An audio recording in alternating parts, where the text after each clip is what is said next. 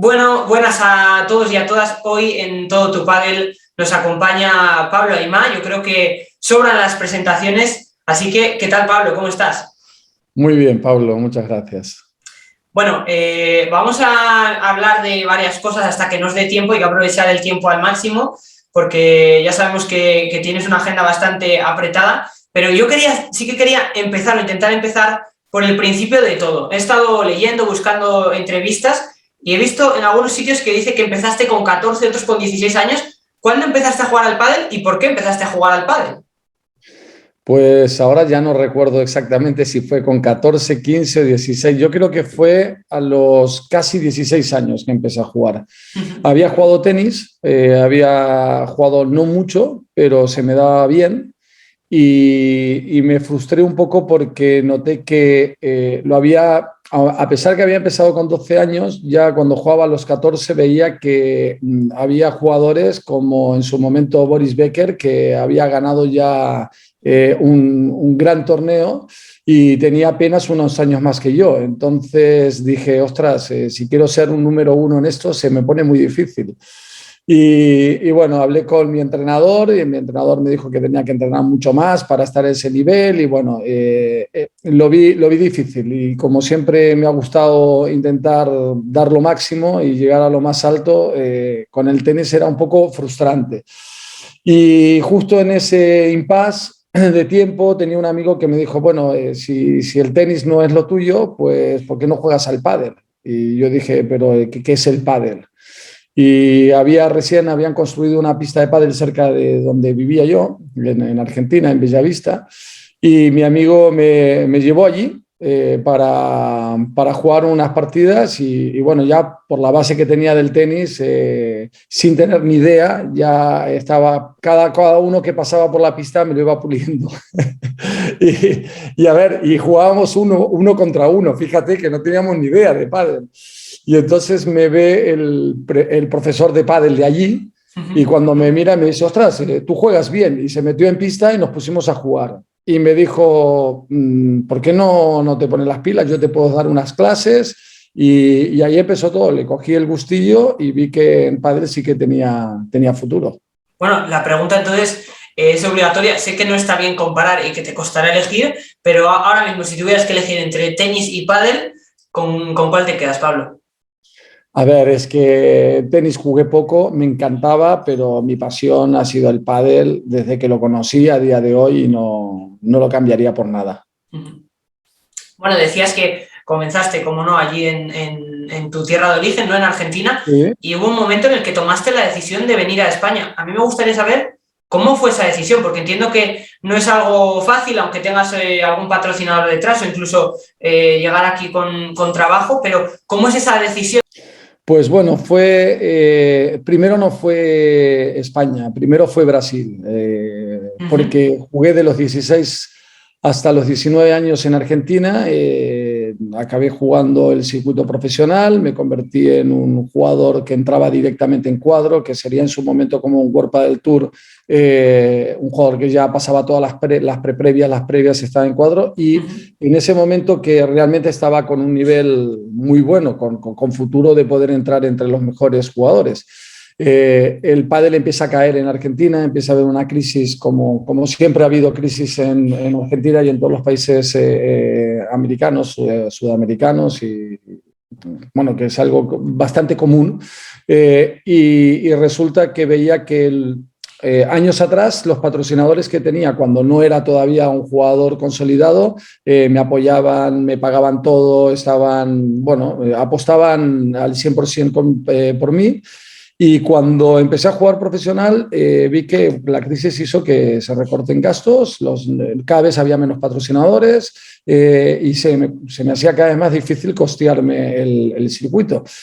Pues tuve que tomar una decisión importante porque había terminado el cole, había empezado a estudiar en la universidad y el pádel me encantaba y no sabía muy bien qué hacer, porque era o dejar el pádel en Argentina, que veía que no iba a ir a ningún sitio en ese momento, seguir con la universidad, estaba haciendo relaciones internacionales Y justo me sale de una oportunidad en Brasil, en Porto Alegre, una de las empresas que siempre me apostó por mí en su momento, que era Barlio. Me dijo, Pablo, me gustaría llevarte a Brasil, no como jugador, sino como comercial, de abrir el mercado en Río Grande do Sul, porque tienes muchas habilidades a nivel comercial. Yo, para costearme ya los viajes y todo, había vendido muchas palas, había hecho muchas acciones con Barleon y estaban ellos sorprendidos porque era un chavalín yo en ese momento. Y bueno, entonces me dijeron a ver, fíjate esta oportunidad que tienes para ir para allá y si quieres la aprovechas. Y me montaron un despacho, me lo pusieron todo muy bien y dije, bueno, voy a probar. Y me fui a Brasil con 19 años.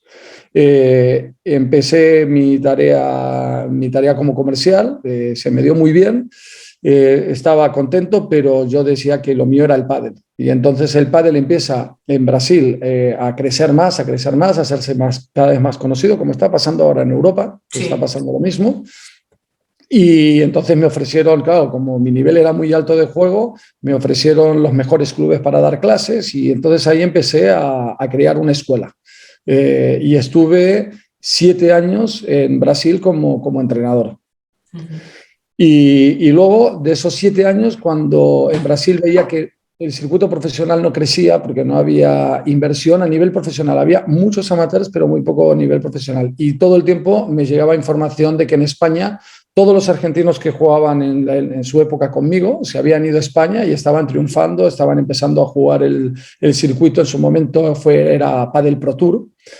Y se estaba haciendo cada vez más conocido. Y entonces la misma empresa que me llevó a Brasil me dijo si quería ir a España, porque también el mercado había crecido mucho. Y le volví a decir que sí. Y ahí fue cuando tomé la decisión de venir a España, no como jugador ni como entrenador, con el mismo trabajo que hacía antes, como director comercial era Cataluña y Baleares. Y me pasó lo mismo. Fue llegar aquí y combinaba el trabajo como comercial, empecé a jugar el circuito catalán, empecé a dar algunas clases y me di cuenta que lo mío era montar escuelas, dedicarme a la formación y ahí fue cuando empezó todo en Barcelona ya hace 20 años que empecé. Competí en Cataluña, competí el circuito catalán, estuve entre los mejores, estuve bastantes años compitiendo. Y cuando me di cuenta ya que lo que quería era formar una escuela y dedicarme 100% a la formación, dejé la competición y me puse a crear lo que hoy es la Academia Pablo Aimar. De eso vamos a hablar también, de esa academia, y te iba a preguntar, pues eso, cómo llegabas a ser entrenador, aunque más o menos ya nos has ido contando. Entonces, cuéntanos qué es lo que no cómo llegaste, sino qué es lo que más te atrajo, ¿no? A la hora de decidir que querías estar en el banquillo, o bueno, o entrenando en la pista. Pues mira, ya desde siempre me encantó enseñar. Se me daba muy bien enseñar cualquier cosa. Ya en el cole, mis amigos me pedían que les ayude con los trabajos, con todo, era como profe, ¿no? Y en el pádel ya me encantaba porque cuando estaba compitiendo, toda la gente que quería mejorar, yo a veces hasta así, gratis, me metía a la pista y le decía, yo te explico. Y es algo que sentía que se me daba muy bien y que me gustaba mucho. Entonces, cuando vi el boom del pádel, que empezó, el boom del pádel, te hablo de hace muchos años en Cataluña, que recién empezaba, ¿no? Pero yo veía que iba a ser un bombazo. Y dije, como jugador, va a ser difícil seguir, continuar, porque el circuito catalán no ofrecía demasiado, tenía que jugar el circuito profesional y para eso tenía que viajar mucho y era muy difícil de poder gestionar, crear escuelas y además ser jugador profesional. Y entonces dije, bueno, me voy a dedicar a lo que más me gusta, que es la formación, y empecé a crear escuelas, o sea, empecé a enseñar a gente, pero mi idea sobre todo no era enseñarle a gente amateur a jugar, mi idea era enseñarle, por ejemplo, a niños que tuvieran talento y empezar a hacer con esos niños una cantera. Tanto así que de mi escuela salieron muchos chavales que han sido campeones de Cataluña, campeón de España, campeones en todas las categorías de menores. tuve en su momento muchos éxitos y me llenaba muchísimo eso. Y el siguiente paso fue, además de crear la academia, que luego seguramente me harás preguntas sobre qué es la academia y todo esto, pero mi objetivo ya de menores pasó a llevar jugadores profesionales y era lo que yo quería, era llevar jugadores top. Hay una cosa que a mí me llama la atención también, pues fijándome en otros deportes, y es la tarea del entrenador. A mí siempre me ha llamado mucho la atención la tarea y las labores que desempeña el entrenador. En cada deporte es diferente y cumple un rol. Y me gustaría saber cuál es ahora mismo el papel del entrenador en el mundo del pádel. Bueno, mira, como bien decías, en el fútbol yo pasé a ser preparador físico, psicólogo, nutricionista, pero yo decía, a ver, cada uno que se dedique a lo que sabe. Y yo lo que quería siempre era formar a los jugadores como excelentes padelistas, con enseñarle todos los recursos técnicos que se necesita para poder llegar a ser un gran jugador, entender el juego a nivel de estrategia, que todo es, bueno, que es muy complejo. La verdad que parece muy fácil el juego, pero cuando cada vez va subiendo de nivel hay que entrenar y aprender muchísimo. Pero sin duda, una de los, yo creo que habilidades que siempre he utilizado mucho y que sigo utilizando y es fundamental es la parte de la psicología. Siempre me ha encantado esa rama de la psicología y quieras o no, aunque yo ahora con mis jugadores profesionales trabajo con psicólogos, el psicólogo hace un trabajo de informarme cómo están, de ayudarlos tal vez el tema de motivación, pero mi día a día el factor psicológico es fundamental. Yo tengo que entenderlos, conocerlos, motivarlos y hacer que ellos mismos saquen su mejor versión de ellos mismos, no me necesiten a mí continuamente. Entonces es muy bonito porque además de enseñarles a jugar al pádel, es un crecimiento personal. Un jugador no solo para llegar lejos tiene que pegarle bien a la pelota, tiene que crecer, tiene que aprender a tolerar la frustración, a saber competir, a no ponerse nervioso. Pues son todas herramientas psicológicas que hacen a un jugador que pueda llegar muy lejos. Me gustaría hablar de la academia, como tú decías, y es que, bueno, explicaras a la gente que nos está viendo qué es en concreto este proyecto, esta Academia Pablo Aimar. La Academia Pablo Aimar pues surge de una idea que yo tenía muy clara. Mis horas son las que hay, o sea, las horas que tú tienes en el día. Y de esas horas, de 24 horas que tiene el día, tú puedes trabajar 8. Entonces, al final, yo tenía tanta cantidad de alumnos que veía imposible poder llegar a todos, poder viajar, poder estar con los jugadores profesionales. Entonces, vi un modelo de negocio que era formar monitores e intentar enseñarles a esos monitores la manera que enseño yo. ¿Para qué? Para poder toda esa cantidad de gente que tenía de clases, poder pasárselas a mis monitores. Y entonces, poco a poco, creé una metodología de enseñanza. O sea, todo lo que yo, en cierta manera, mi experiencia y mi trabajo lo he plasmado en una metodología que me ha llevado unos cuantos años. Y justamente con esa metodología llevo años dando cursos de formación para monitores. Y entonces empecé a formar monitores que primero los empecé a formar no solo para mí, sino empecé a hacer un curso que quien quisiera ser monitor, que quisiera aprender realmente cómo dar clases, venía y hacía el curso conmigo.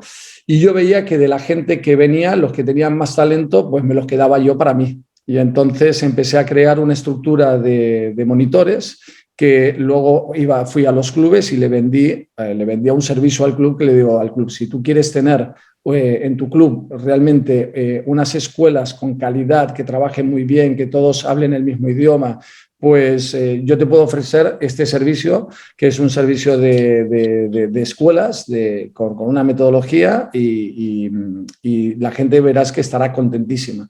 Y bueno, dicho y hecho, le presenté ese proyecto, ese modelo a clubes. Y hoy en día la academia está en clubes muy representativos de Cataluña, como Sant Just Padel Club, que es un club fantástico que está en Sant Just, con 15 pistas de pádel, súper bonito. Siguiente club en Indoor Padel Granollers, que también es un indoor que tiene muchas pistas, tiene mucha historia este club y realmente la escuela está funcionando fenomenal. También estoy en Indoor Padel Vallès, que es un club que estaba en Terrassa y ahora se ha ido a Sabadell, que empezamos hace poco, pero le está funcionando fenomenal. Tengo otra escuela que está un poquito más lejos, que está en el Club Tenis Cambunastra, que está en Piera. También fue un proyecto pequeño y cada vez crece más. Tenían 3 pistas y ahora han hecho 2 pistas más cubiertas y está creciendo mucho el club. Llegué a un acuerdo recién para también hacer formación con un club que se llama Racó de Sant Feliu, que es un club pequeñito pero que está funcionando también muy bien. Y también tengo la base de operaciones es un lugar neutral que se llama Hotel Frontier Congress, que normalmente es un hotel que tiene pistas de pádel y ahí hago prácticamente todo lo que son las reuniones y los cursos de monitor. Veo, Pablo, que esa metodología tiene bastante éxito, al menos parece ser por tus palabras. ¿De dónde viene el éxito de dicha metodología? O sea, si tuvieras que decirnos un par de claves, yo que sé, 3, 4, 5 claves, ¿cuáles crees que son las claves para una buena enseñanza, ¿no? Para conseguir transmitir bien esa técnica y esa táctica al jugador? Es complicado, porque yo creo que lo principal es que tienes que tener pasión por lo que haces y luego saber materializarlo en un programa ordenado con una estructura que muchas veces es lo que le falta a la mayoría de los entrenadores que quiere dar clases o quiere formar monitores, porque no es tan fácil. Una cosa es enseñarle a una persona y otra cosa es, bueno, a ver, ¿qué haces tú? ¿Cómo lo haces tú? ¿Y cómo puedo crear un modelo que si yo te lo explico a ti, tú puedes trabajar como yo? Evidentemente, nadie es igual a otra persona. O sea, mi manera de trabajar es única, como si tú estuvieras trabajando, también tu manera será única. Pero cuando te guías por una estructura, por unos conceptos, al final prácticamente hablamos el mismo idioma y eso es lo que hace que sea un éxito la metodología. Bueno, dejando a un lado la academia, Pablo, yo también quería que hablásemos pues, de otras etapas de tu carrera y también de la etapa actual. Empezando por el pasado, me gustaría preguntarte por aquellas temporadas, aquellos años que estuviste con Gemma y con Lucía, que nos hablases un poco de aquella etapa, cómo la recuerdas y también algo que yo creo que todo el mundo se preguntó, ¿por qué ¿por qué se rompió esa unión, ¿no? Porque parecía una unión muy exitosa, la pareja estaba creciendo mucho. Entonces, ¿qué fue lo que pasó, Pablo?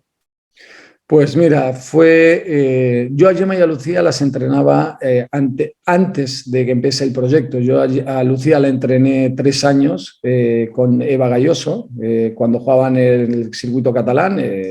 Lucía era una niña, Eva ya tenía más años.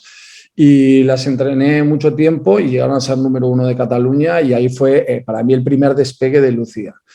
Luego a Gemma la entrené 2 años junto con Pablo Echegaribel, que es otra gran jugadora que he entrenado yo y que fue un proyecto muy bonito. Entonces ya llevaba varios años entrenando a ellas por separado. Cuando sale la oportunidad de entrenarlas juntas, empezamos pareja, no me acuerdo si estábamos en las 8 primeras parejas, y luego de 4 años se llegó al máximo. O sea, ellas acabaron cuando nosotros terminamos nuestra etapa, nuestra relación profesional, pues ellas acaban saliendo el siguiente año como número 1 del mundo. Una experiencia fantástica, o sea, es una experiencia increíble llevar una pareja de donde empezamos hasta lo máximo, ¿no? Es un proceso fantástico. Pero bueno, todo no es color de rosa, porque la gente cree que nuestro trabajo es muy bonito, estamos ahí, salimos por la televisión, estamos sentados en la silla, pasamos muchos nervios, pero bueno, es en las horas del partido. Y la verdad que a veces la gente no sabe que cuando tú te dedicas a este proceso con jugadores como ellas dos, tienes cientos y cientos de viajes que los haces juntos, cientos y cientos de entrenamientos, que es cada día el entrenamiento, no es solo esas horas que estás en pista, sino luego las horas que haces visionado de vídeos.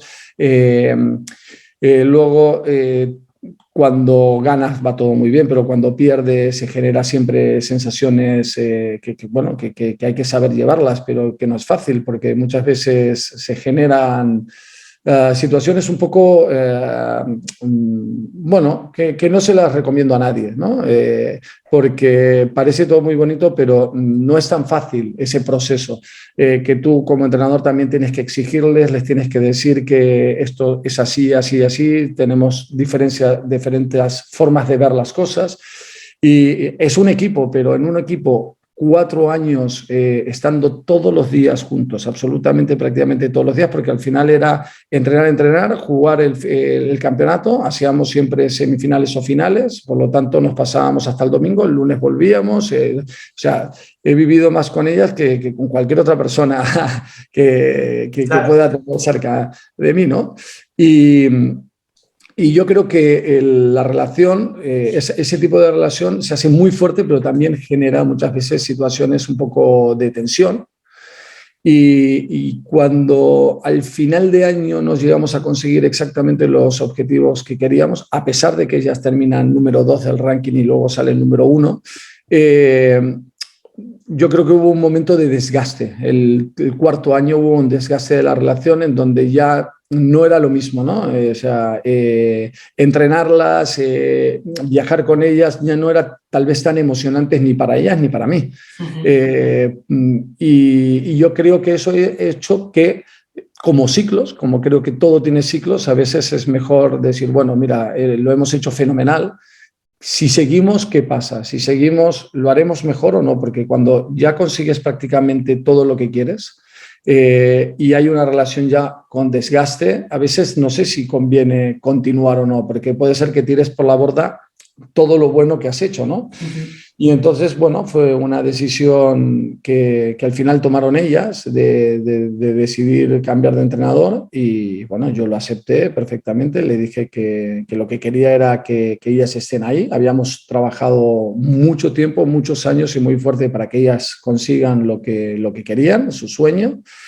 Y bueno, dicho y pasó eso. Lo que pasa es que justamente luego ellas tuvieron una temporada bastante mala cuando ellas empezaron con otra entrenadora, luego tuvieron, bueno, tuvieron después, creo que después de que lo dejamos, hubo un par de años bastante complicados para ellas, donde bajaron mucho de ranking.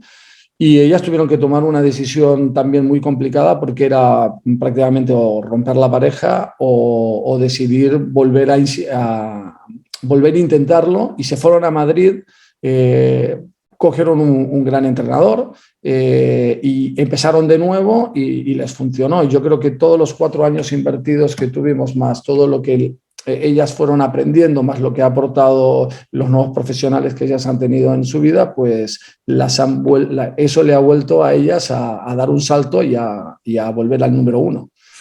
Y eso, lo que me llama la atención es que al final llegan a número 1 y lo dejan, pero bueno, ya eso, yo ya no, esa parte no forma parte de mi vida. Eso ya, claro, por eso ojalá pudiera preguntarte y bueno, también ojalá algún día podemos preguntarles a ellas, ¿por qué no desde aquí, desde Todo Tu Pádel?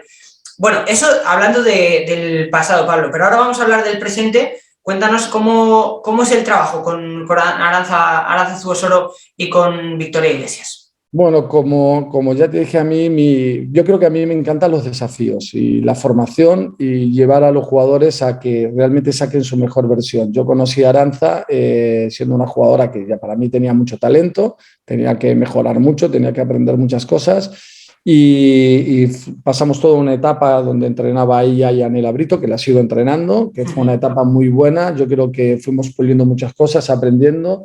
Y llegó un momento que yo vi a Arantxa que estaba realmente jugando a un nivel muy alto y que tenía posibilidades de estar ahí arriba, ¿no? De meterse entre las mejores. Entonces fuimos buscando opciones de parejas y justo se dio el caso de que, bueno, yo ella la entrenaba de revés, era jugadora de revés, y salió un momento en donde Carolina Navarro se queda sin compañera porque Ceci se lesiona y le dice a Arantxa de jugar. Yo le digo, ahora tú tienes mucho talento, te puedo entrenar y te puedo enseñar a jugar a la derecha. Yo creo que lo harás genial. Hostia, si tengo que jugar a la derecha. Y bueno, jugó con Carol, le fue fenomenal, o sea, hizo un boom, llegaron a semifinales del World Padel Tour aquí en Barcelona.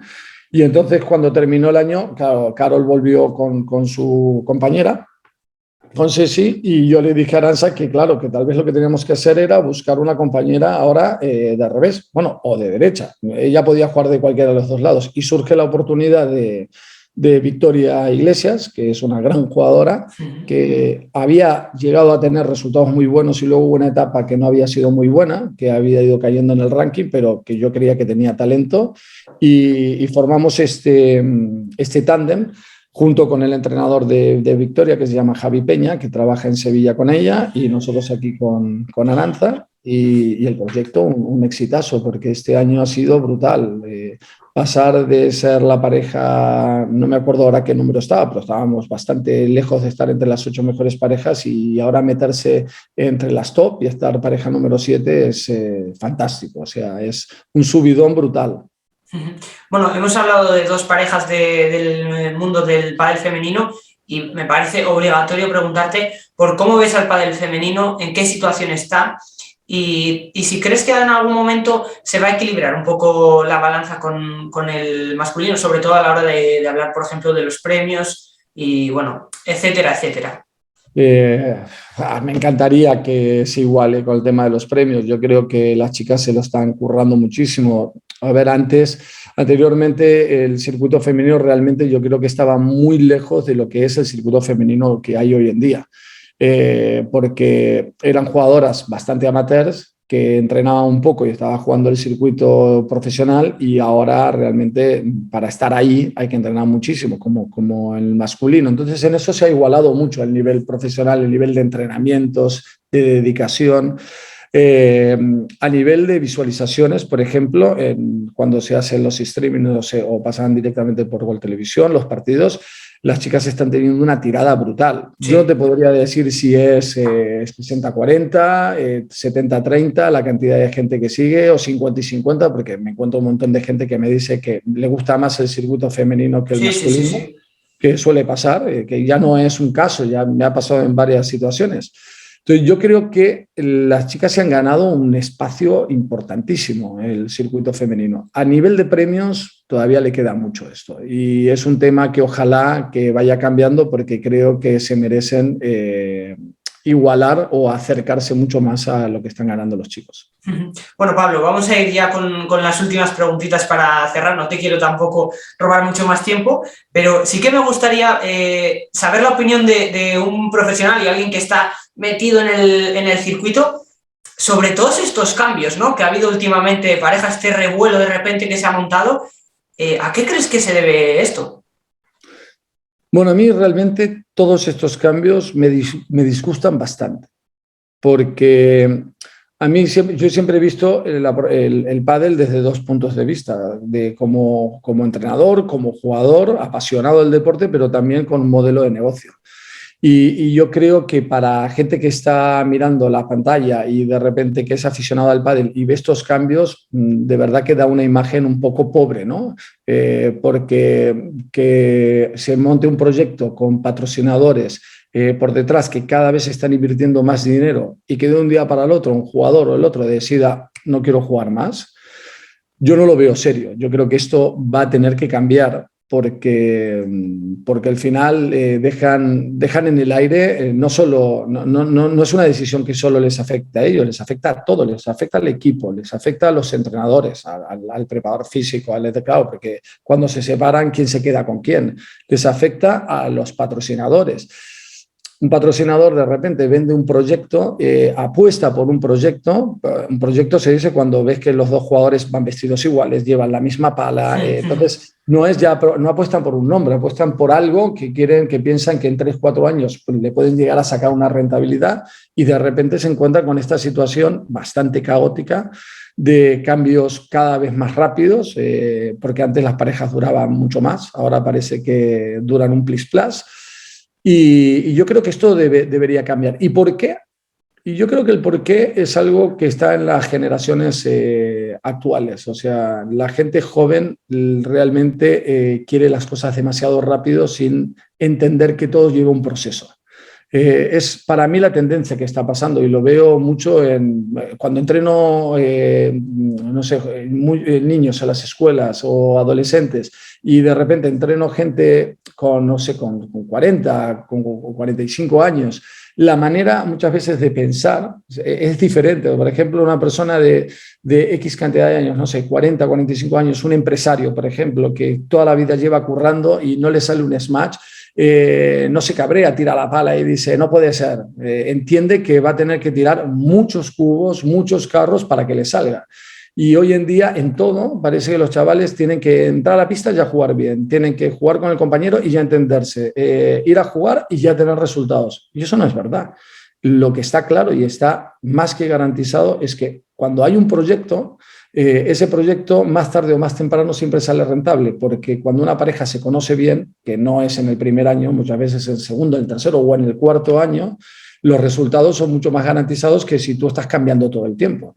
Entonces, ojalá que, por ejemplo, el ejemplo de Tello Chingoto se mantengan, jugadores así que tú ves que por separado, a ver, que son dos grandes jugadores, pero por separado yo no creo que sean capaces de hacer lo que están haciendo. Pero como se conocen tan bien y están jugando tan bien juntos, pues están dando un ejemplo, como lo dio Juan Martín Díaz y Velasteguín también durante muchísimos años ganando todo. O mismo Pablo Lima y Vela, que yo creo que eran una pareja imbatible. Y no los veía de verdad tan buenos. A ver, no, Vela es increíble y Lima también, pero cuando jugaban juntos eran imbatibles, porque se había trabajado muy bien. Y hay muchas parejas que han demostrado que cuando llevas muchos años jugando, mismo Yoma y Lucía, al conocerte tanto terminas teniendo unos resultados muy buenos.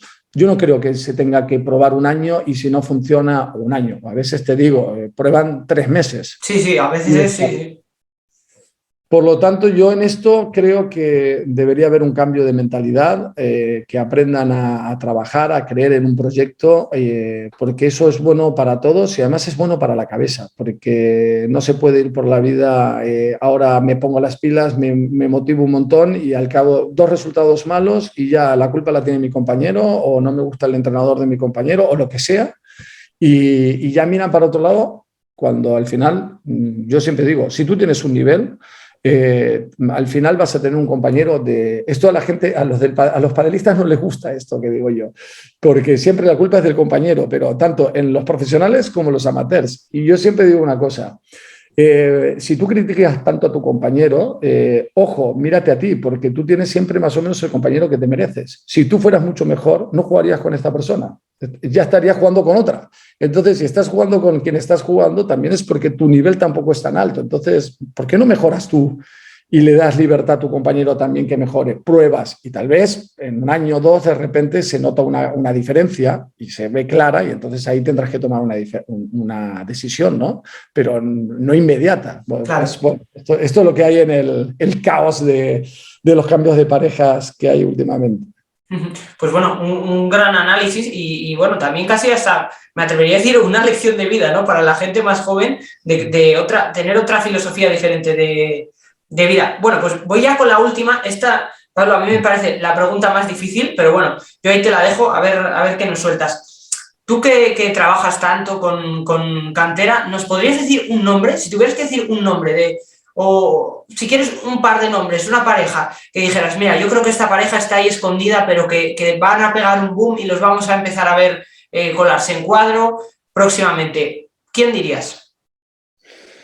Ostras, es complicado ahora porque mira, si me hubieras dicho años atrás que estaba entrenando a varios menores que lo han hecho fenomenal, o promesas que se veía que a lo largo del tiempo iban a llegar lejos, te lo hubiera respondido. Pero ahora está pasando que hay muchos jóvenes que están teniendo muchos resultados mucho más rápidos que antes, porque si ves, ha bajado mucho la media de edad de la mayoría de los jugadores. Por lo tanto, quienes hoy están realmente teniendo mucho éxito, en realidad eran promesas hace nada.